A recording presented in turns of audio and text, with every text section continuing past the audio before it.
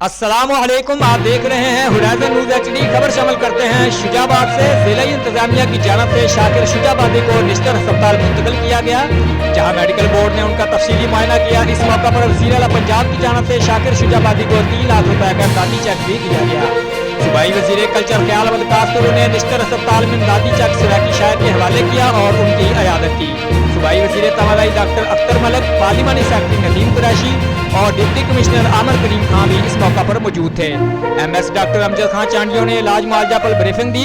सूबाई वज़ीर कल्चर पंजाब ख्याल अहमद कासर ने कहा कि वज़ीर आला पंजाब की हिदायत पर शाकिर शुजाबादी को बेहतरीन इलाज मुआवजा की सहूलियत देंगे, क्योंकि शाकिर शुजाबादी ने अपनी शायरी के जरिए इस खित्ते की महरूमी को उजागर किया।